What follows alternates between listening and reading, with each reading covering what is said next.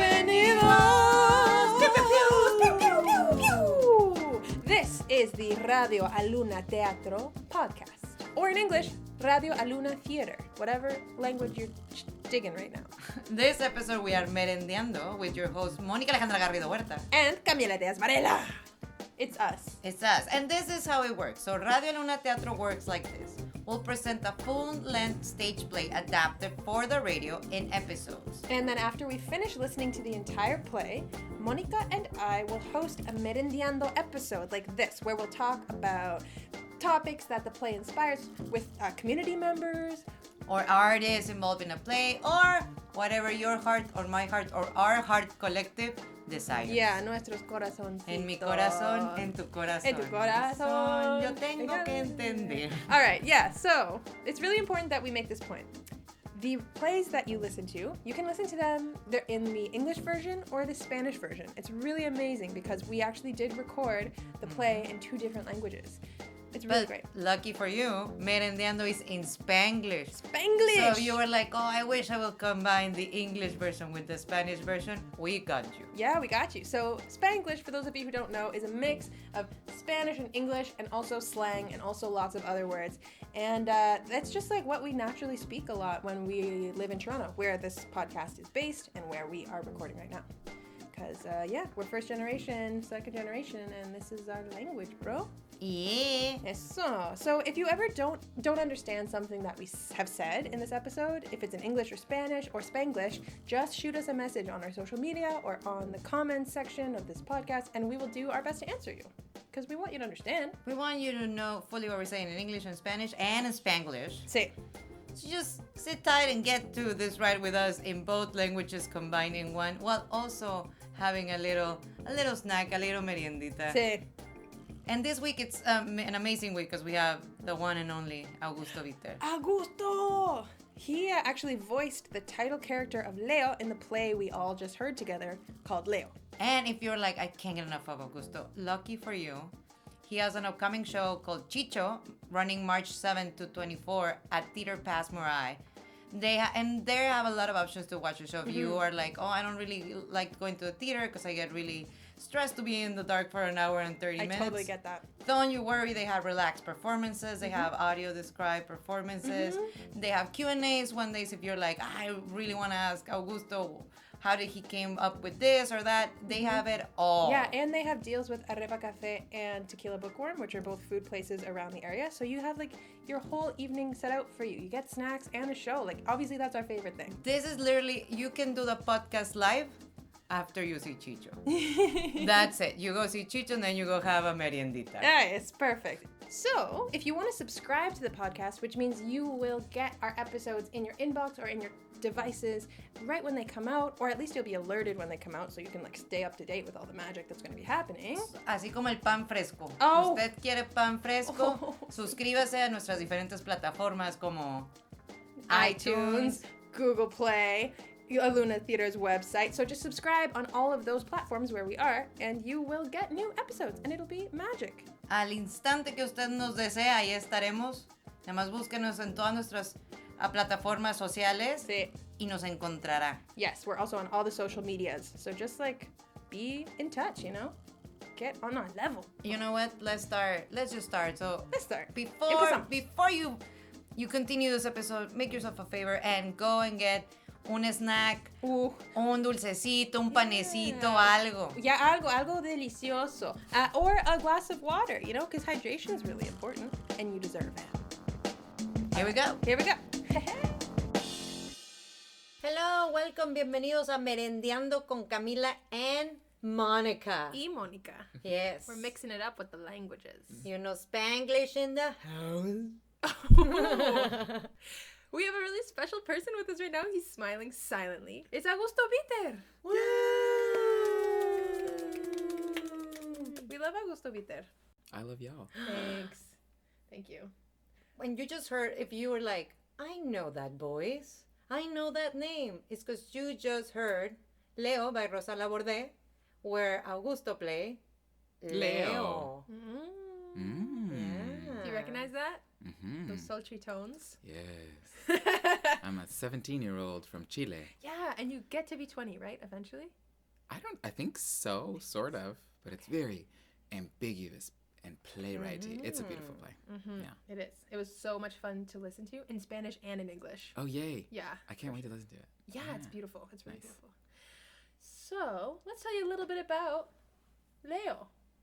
So, Leo has been produced at Tarragon Theatre, at Neptune Theatre, Fire Hall Theatre, Belfry Theatre, Great Canadian Theatre Company, and it was a finalist for the Dora Mae Vermore Award and the Governor General's Literary Award for Drama in 2008. Woo! It is very decorated. Mhm. Yeah. You want to read the description? I'm just going to read It has so many words in English, so I will want you to do the honors. it. Okay, you got I'm it. like, I believe in you, but I can do it. Okay. Set in Santiago, Chile, Leo is a one-act play from the perspective of a 20-year-old pleasure-centered man who has become a desaparecido, or a disappeared, after the democratically elected Chilean government is overthrown with the assassination of the president Salvador Allende in the military coup d'etat of 1973, which I'm sure lots of people are familiar with. Leo takes us on a journey through childhood, first friends, first loves, and an abruptly ended adolescence. You all know that because you listened to it. yeah, it's beautiful. Oh, well, you read it. Yeah. Okay, so Augusto, we should read Augusto's bio. Okay. You do it. Augusto Bitter is a performer, writer, and educator born in Venezuela, now based in Toronto.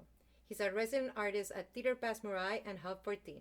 He has trained with Manifesto Poético in Paris. Oh, Paris. In Paris. You say this one because I have no Oh, idea. Teatro delle Radici. And also you did the Canada's National Voice Intensive. Oh, that sounds really intense. It's a great name to put on a resume. Yeah, it's it very sounds very clear. professional. And it was great training. And Augusto is part of Aluna Theatre's Interpretation Lab and family too. And an educator with Salt, Pepper, and Story Planet. And if you want to find more about Augusto, you can go to www.augustobitter.com.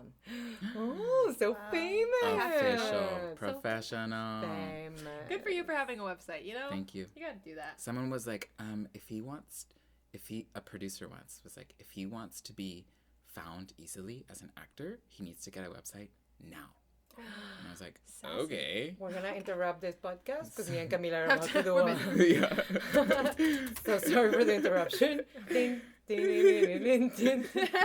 Yes, Good okay. to know. So that's really cute. That's all really important for us to contextualize the conversation we're about to have. But we should also tell them what we're looking at right now. What's happening here? Arepas. Yeah, arepas. Homemade arepas. Homemade arepas, very important. Yes. This morning. Bite one. Yeah, that's her biting it. This morning, me and my roommate and friend Jimena Huisi, who is also Venezuelana, she and I made arepas. And they're here and we're going to eat them. And I am really hungry. Gracias, and we also Jimena. have beer. So let's cheers. Yay. Salud. Salud. Ice, Salud. ice, ice, ice, ice, ice. El que no apoya, no folla. Oh my God. Really important. You always want to follar, you know? What's follar? Nothing. No. What? Follar? Follar. You don't know follar? Like, Oh! boom, like boom boom. Come on, guys. Coito. Yeah. Is that It's kosher? perfectly fine. Oh, great. I'm gonna eat. Yeah, you should eat this arepa. I'm gonna eat this arepa. Cool. We're gonna eat and then we're gonna talk. Well, while you eat, I want to ask, like, how was it to do the same play in English and Spanish? Oh, So wow. that for me is like really, I think you, in a way, rewire your brain, but the emotion needs to stay the same. But does it? I don't know. No, the motion didn't stay the same. That's where my phone is. It's interesting. It's something that I've thought a lot with all the training and training, yeah, but more experimentation than anything with that Bea and Trevor have been leading with the interpretation lab and the translation workshop that they've been doing for 4 or 5 years. I mean, and beyond. Their whole careers are kind of always an interest in that. But I've just found so interesting how I have different emotional pathways in English than I do in Spanish. So there are different emotions that I'm able to play, per se, or different emotions that come up more naturally in Spanish than in English. And I can't really name one off the top of my head right now, but there are certain things that work better depending on the language for me emotionally, like emotional logic. Yeah. And your first language is Spanish? Yeah, but yes. I always say that my first language is Spanglish. Ah, really? Yeah, Why? because I was born in Venezuela, but then when I was like 2, I moved to Tulsa, Oklahoma, No way. and Albany, New York. Oh my God. Yeah, so I lived in the U.S. for 2.5 years, and then moved back to Venezuela when I was like 3 and had a severe case of Spanglish, like severe. Like I remember there was always this joke going around that I would talk to my cousin who was beautiful, and I remember this is me like baby queer, admiring the older women in my family. Yeah. Yeah. And she had beautiful long dark hair, and I remember that, and I was obsessed with witches for also baby queer for some reason when I was a kid. And I remember that I was trying to tell her that her hair was black or dark or long like a witch's, and I was like, "Tu hair es como black, como una witch." Oh my God. Like it was full, like complicated Spanglish, and then it kind of weeded itself out. And then I lived in Venezuela then for 7-8 years or something, and then moved to Fort McMurray. So we lived in Fort McMurray, Alberta for 4 years. Did someone work in your family work at Fort McMurray? Yeah, both my parents. I mean, Venezuela started going down in 2004, and then not nearly as bad as what it is now, absolutely. But we had to leave, and we left, and they both, luckily, thankfully, had jobs in oil and gas, because that's what every Venezuelan works in, apparently. And then we moved to Calgary 4 years after that, and then I moved here to Toronto. Wow. Toronto. Yeah, but they're still there. They're still in Calgary. Shout out to Mommy Puppy. Calgary, Alberta. Mm-hmm. Wow, Fort McMurray. Like, I was in Edmonton last year, and I was talking to my taxi driver from the airport to town, and I was like, there's signs for Fort McMurray, like, on the way. I was like, have you ever been there? And he's like, no. People only go there if they have to. Yeah. Why? I was like, What? I've never been to It's Alberta very, or you know what? I have a Calgary or lot of anything. like weird amount of love for that town I'm so curious. Yeah. because I was 10 when I moved there. Is it And like really sober, like really? It's really, it's small. It's not, they call it a city, but I was like, I'm coming from Caracas. This is not a city. Like, Right. let's be real. It's minus 40 in the winter and plus 40 in the summer. Like, it's Yeah. both extremes. But it was kind of, it's very suburban. So we lived in the suburbs, and it was just kind of like coming from Caracas, like you're coming to this town that's like super quiet, which was an adjustment, but also super safe. Yeah. Like it was just such a safe, nice place to grow up where it was idyllic. Like I would ride my bike around the neighborhood in the summer and like just explore. Not and, like, worry. yeah, and end up in a ravine and then like whatever. Like Yes. Yeah. yeah, and it was our first real winter, which was rough. Oh my God. But we had winter in like Tulsa, Oklahoma, Albany, but not this kind of You're- northern Canadian winter. Yeah, Special and we moved in December. Oh my God. We Classic. moved from Classic. yeah. So, Oh my but yeah, a soft spot in my heart. But I would never live there again. And there's no real work for me, Right. Well. and it's very expensive. Right. Very expensive town. Yeah, because it's also like all, from what I understand, it's all geared around the tar sands that are there. Yeah. So it's some of the biggest tar sands in North America. Tarzans? See? sands, yeah. Like the man who lives in the jungle. What is That's the really good. I've Tarzan? never made that connection. Oh my God. But The no, man who tar lives in the sands. Jungle. There's a bunch of mans who live in Yeah. Like in Canada, there's no liquid oil. It's all stuck up there in sand. Bitchin'. So that's bitumen. Yeah. So it's like black sand that they need to blast the oil off of it. and it's such a process, and it's really, really, really, really, really hard on the environment. AKA Let's kills it. Put it that way. Yeah. Yeah, So it's much. really harsh. Harsh. But that's also why they imported / poached a bunch of Venezuelans, because they were like, petroleum better than anyone because you handle it pure, and we don't know what we're doing. I know. So come here. I heard and a then- quote from the guy who invented like tar sand, kind of like that whole system of getting oil, and he's like, if I had known what would become of this, I would have never. Oh my I goodness. would never have like That's so publicized it. sad. Yeah. I feel like someone would say that about like mustard gas or something. Like Exactly. You Well, know, they like- do. That's it. I mean, Yeah. it's mustard gas for the earth. Oh, you folks are saying so many things, and I'm just like, Sorry. There's a man in the jungle and something about No mustard. pipelines. there. No pipelines. no Anyway, pipelines. moving Anyway, along. I want to ask, because you have lived in many, now that we know many different things, and there's a line on the play that we both really like about how they make, when they're kids, they make this promise to bury Is it a secret? Mm-hmm. On Yeah. the earth? Is there a Forgot secret about that you that. have buried anywhere in the world now that we know you live in many places? Or something that you're like, there's a secret that'll stay. Say all your secrets, Augusto. Oh my goodness. Or something like that you did when you were a kid. I don't know. The first thing I thought of, this is a really secret, and I didn't really bury it, and it's just a story I love to tell. But I'm using the same action of leaving something and then never looking at it again or something. Last day before I moved to Canada, I went with my godparents to this fair, and of course, because it's Latin America, in this fair you could play these games, and what you won was either a paper bag full of candy, a paper bag with some grain and a baby chick in it, Oh my god, classic. or a shoebox with some grain and a bunny in it. Oh my god. So those are the prizes, and I ended up winning a paper bag full of candy. And then my godparents' other godchild, who I didn't know, it was the first time I was meeting him, he was like, "Oh, I got this stupid chick. Do you want to trade?" And I was like, "Absolutely. I don't want candy. I want a chick." So I took this chick home, and they were like, "Are you crazy? We're leaving tomorrow." So I took care of this chick, and I called him Apocalypto, because it was like end of the world one day. Oh, I don't how know. old were you? I was 10. Okay. Yeah. And I took care of it, and it was shivering. And then we were like, what are we going to do with it? And this random lady, I don't even know. I think she does exist. I don't think she was a figment of my Oh my imagination. God. She was helping us move. And she was like, I've taken care of many chickens. I'll take care of this. So then I left Caracas the next morning, and I left this chick in a shoebox on my front steps. And I remember driving away and saying bye to this chick. Apocalypto. And I do not know whatever happened to this. But it was like me leaving my pet, the only pet I've ever had For one a day. day. Yeah. Man, you were desperate. Yeah. So not really as poetic as Rosa put it, but No, it's great. it's there. Coming back to Leo, I love in the beginning when they're singing happy birthday. Mm-hmm. And then they take a moment to say Leo's full name. Mm-hmm. And we were talking about how most of our names are like Oh yeah. super long, but then we have nicknames that are the shortest thing in the world. They were like, we took so long to name you, to give you these 4 different names, but don't worry, we'll never use them. Yeah. What is your full name? Augusto José Bitter Hurtado Soto Cawao. And your nickname? Chicho. See? I love that. Oh my god. Yeah.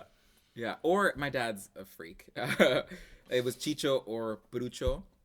Or he also had a good one, Furundunforo. I love that. Which makes no sense. I love it. Yeah, but see, he would also play, because with my sisters, he would call them like Brucha sometimes, or Furundunfara, Oh my god. which was what? that was less common. Can you but just slowly go through that again? Furundunfara or Furundunforo? Oh, what? Yeah, I love it. yeah. But mine were the most made up. Like for my sisters, he has like more reasonable And why nicknames. Chicho? Just Why Chicho? Why he chose Chicho is a Yeah. name that I have no clue. What is I it? honestly don't. It doesn't.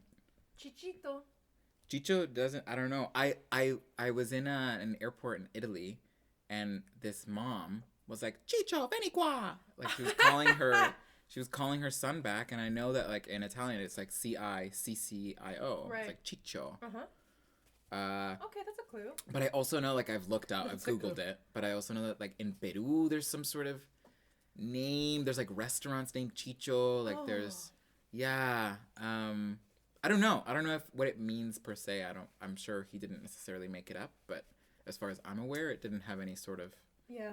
significance per se. also now it has a lot of significance because that's the name of your show. Yeah, So segue. now it took a Now it whole. took on a home. Now people call, like you call me Chicho. Yeah. Oh, And I love it, That's because cute. I'm like, that's also me. oh Like, that's cute. yeah, no, but Canadian nicknames are also hilarious. Like, very few people I allow them to call me Gus.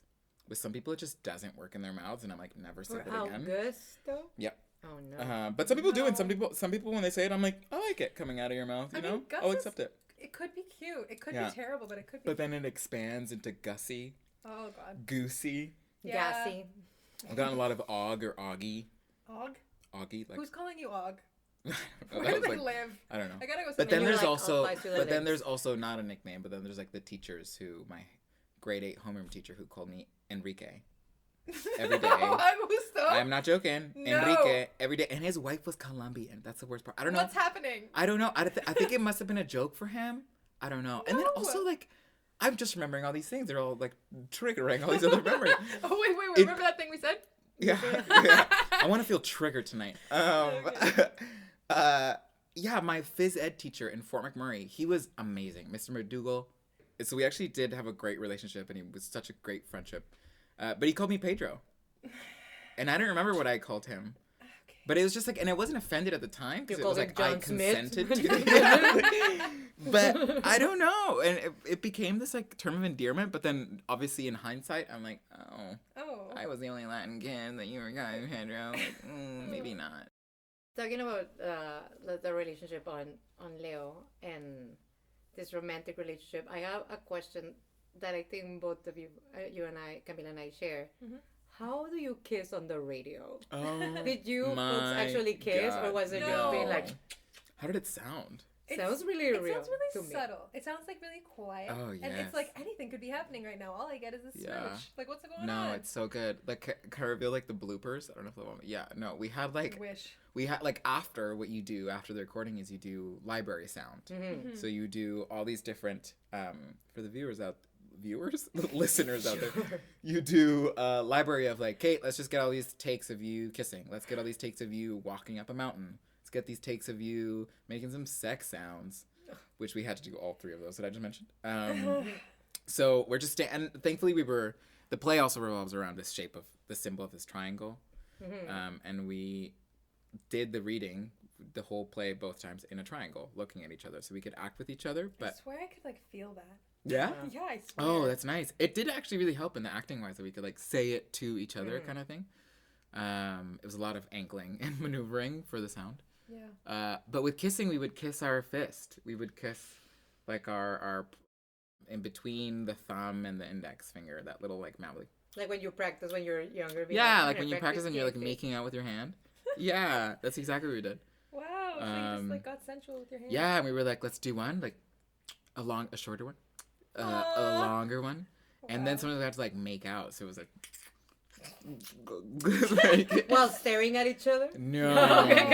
Okay. I wouldn't be able. It was also so hot. Like the studio, it was July, Oh. and we had AC going, but we had to turn the AC off because of the sound. Yeah. And then this, where we are right now, like it's turned into a studio, but it was even more enclosed and more wrapped up. Yeah. So it was so hot. So we were sweating, and then we had to do pretend sex sounds. And like, Carlos and Arlen are both beautiful Yeah. people, and I love them both just as people and as colleagues. So I was like, oh, I'm like this. I don't need to do that much acting right now. Yeah, it's hot in here. Yeah. But yeah, I was sweating. I was sweating. Man, that's Yeah, hilarious. yeah. So that is how you kiss on the radio. I wonder, like, doing the play in English and Spanish, like, saying you love someone, or, like, you know, interacting with someone in Spanish and in English, but, like, with the same words, it's just so different. It is. Right? It's just It so is. much. Yeah. Yeah, like it's funny, like with that white Canadian partner, I'd be like, te quiero mucho or something, yeah.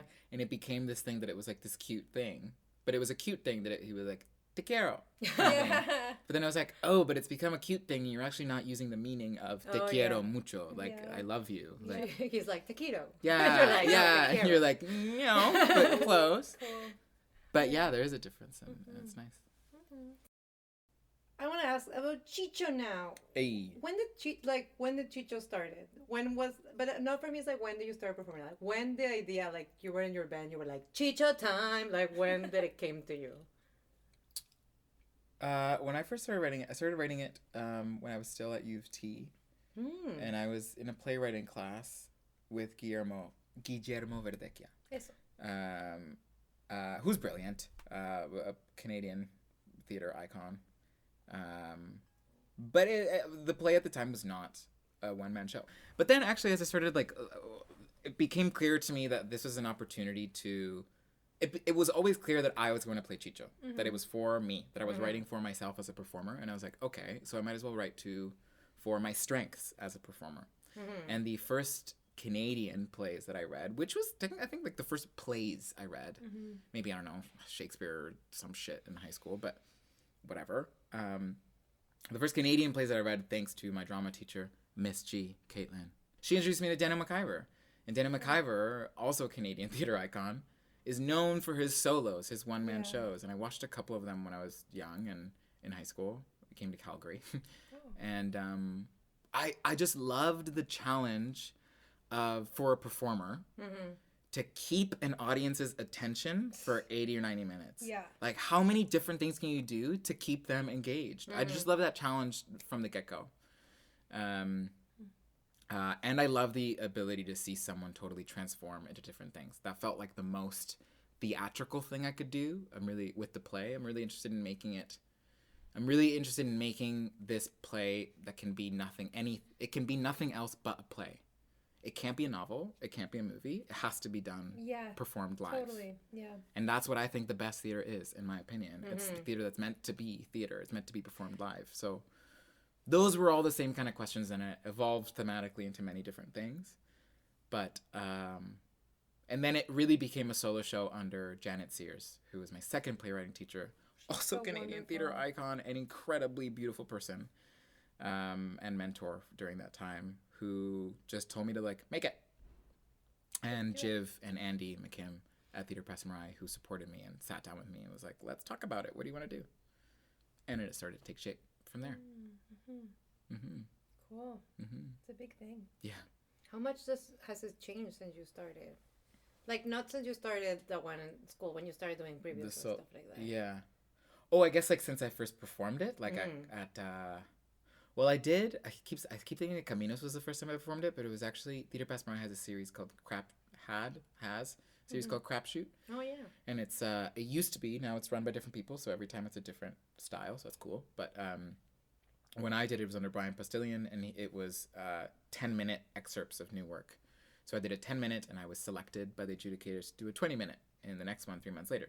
And then after Crap Shoot, I did Caminos. Shout out to Aluna. And then from there, we did a buzz workshop a year ago now. Theatre Pass Marai, because I've been in residence there for 2 years and developing this.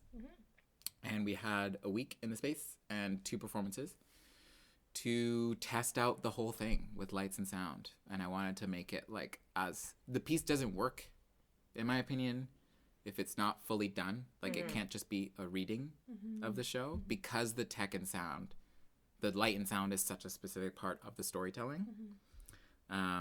So I needed to do that. So that it just further clarified how the tech and sound, in terms of your question of how it's developed, how it's changed, it further clarified how they're a character almost in the play.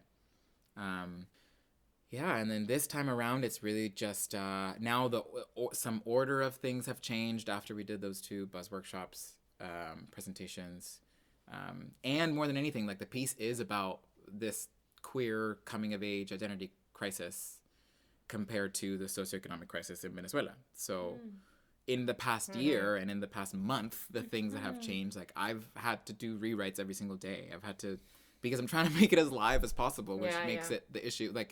We're kind of being aware that I might need to do little rewrites through the run. Until you open. As long as I get my cues. No, even after I open, if I say something that is now inaccurate, I have to change it. It's just and hopefully we're gonna try to. I'm gonna try to make it as the writer into this is an area that I can update if need be. This I can say and it won't change depending on if something else changes. Yeah, totally. But kind of open for that improv-y kind of thing. That's way bigger part of the show now than I ever pictured it being. Right. Did you mean the real-time news updates? No, they're Chichi, who's one of the characters in it. He's a character, but he's also kind of a vehicle to remind the audience to be there's Chicho's story, but also what's happening in Venezuela. Let's talk about it. And on there's a sort of a skeleton or a structure about this is what happens in this scene, but his interaction with the audience and the questions that he asks them and how he plays with them is.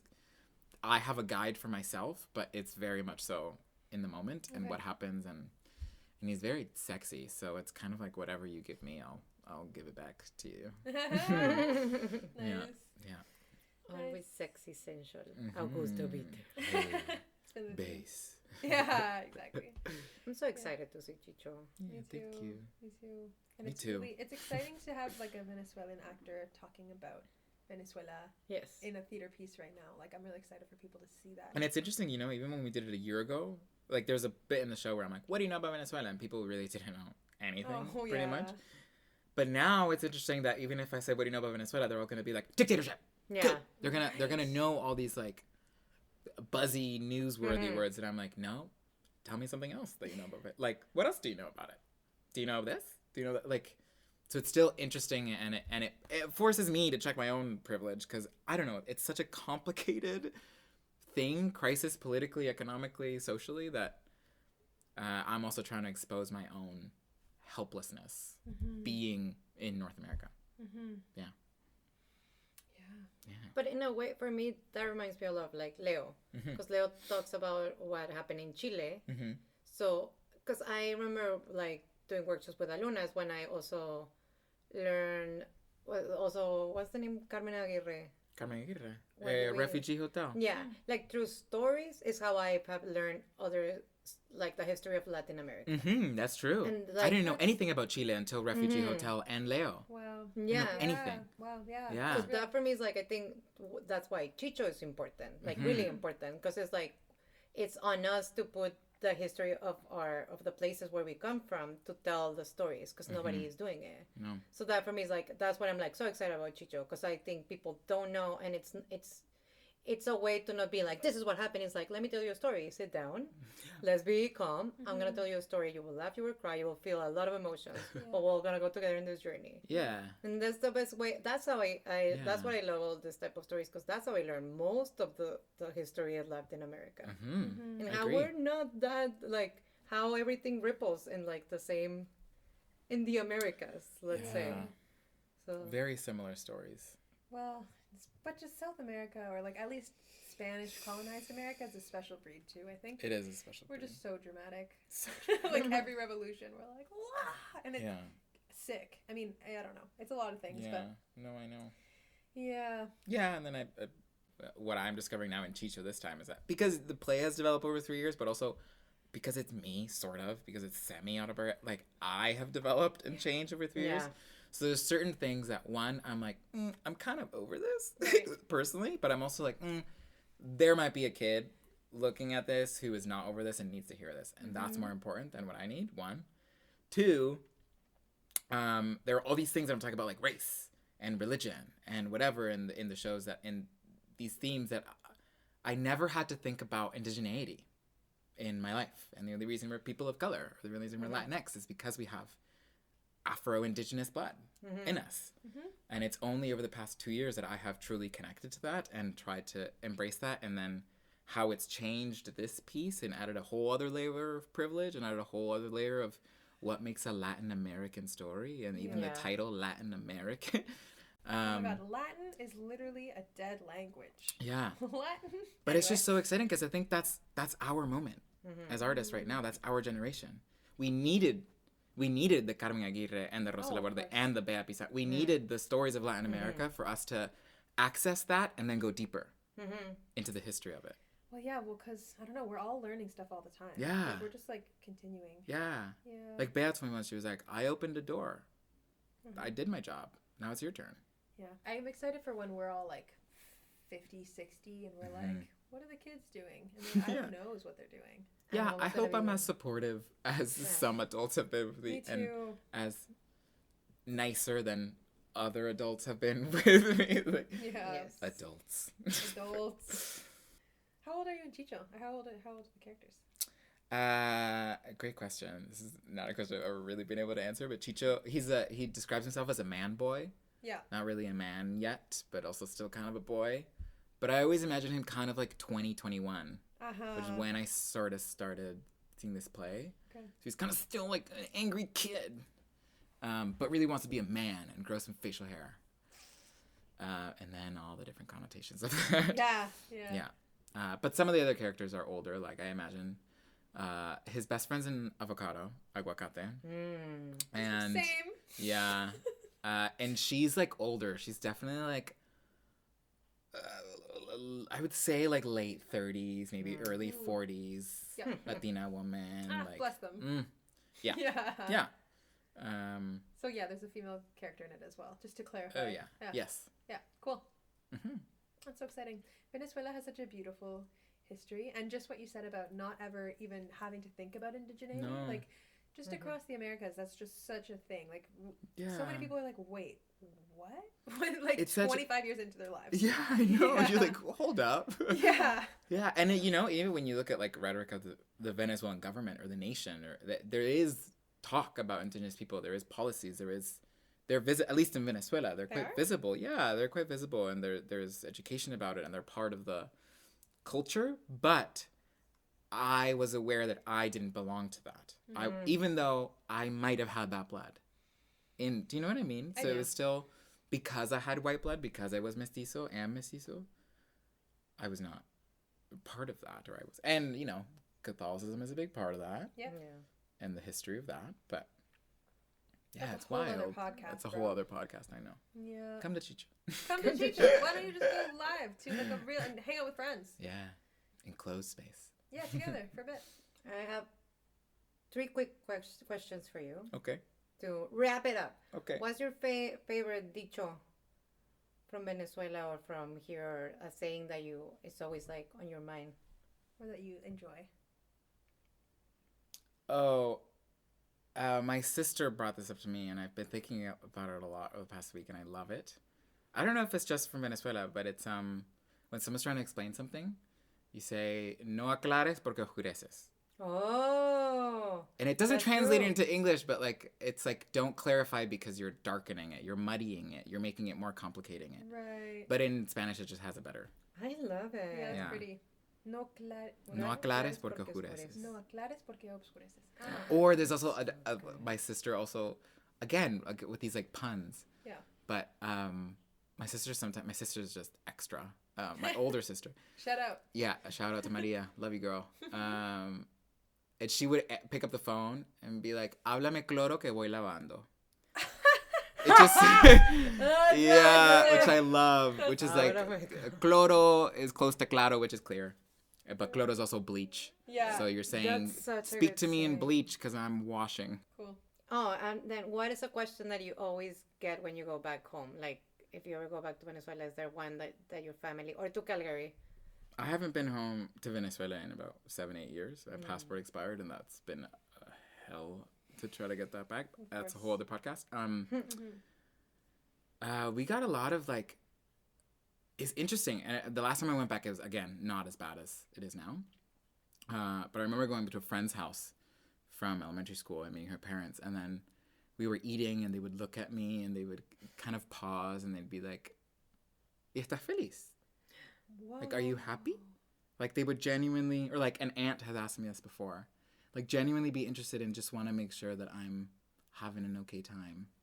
And every time it was like, like, yes, but why are you asking me that? Like, it was That's such a so complicated, loaded question. And it's something, estar feliz, feliz Feliz Navidad.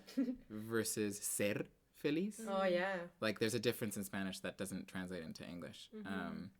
They're being happy or Being Having happy, joy. yeah, in the Yeah. moment. I don't know. Yeah. So that's one.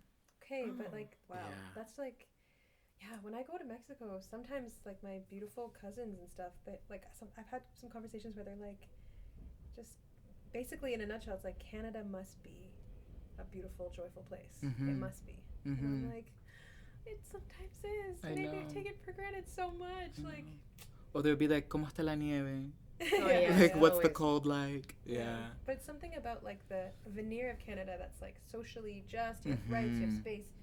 Feminism. Veneer, keyword. Veneer. Yeah. True. There's lots of stuff. Yeah. But there's also lots of beautiful stuff. Absolutely. Yeah. Okay, last question. What's your favorite merienda snack? Oh. Okay. I mean, can it be kind of junk foody? Yeah, right? No, it's Whatever you Yeah. want. The sky's the limit. Snack Oh yeah. time, bro. I'm just gonna shout out to my favorite like merienda, like chucheria venezolana. Chucheria in Mexico, I think is like, It's like but you chucheria, it will be like a thing. yeah, chucheria, but chucheria in Venezuela is like, like Halloween candy is chucherias. Oh, yeah. Like, Yeah. so anyways, it's this cocosete, one of my favorite, and it's a wafer cookie, and it's filled with coconut cream in between. Oh no. And it's so good. Wafer and coconut cream. Mm-hmm. Wow. And it's just so nice and... Oh my god. Coconut. Shout out to Cocosete. Cocosete. Yeah. Okay, we gotta find that here. Yeah. I just get it. My parents sometimes send me some. Oh, yeah. That's Yeah. cool. Well, thank you for a great conversation. Thank you. This was awesome. Mm-hmm. This is a great you. decompression. Gracias.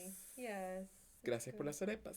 Claro, I try, I try to make good arepas for the Venezuelan Of course. boy, man, who I'm here. proud. Oh, thank you. Okay. And please, here is again in a few days with another episode of Merendiando. And for now, just stay with the question, are you happy? Oh. I'm joking. Go get some coco. Sete. Cocosete. And come to Chicho. Chicho. Chicho. Yeah, it plays Chicho. March 7th to 24th at Theater Pass Marai. You should totally come. It's going to be wonderful, Yeah. as you can tell. Yeah. And for all you Latin listeners out there, Spanish speaking, use the code aguacate for a ticket discount. Ooh. Get it. Yeah.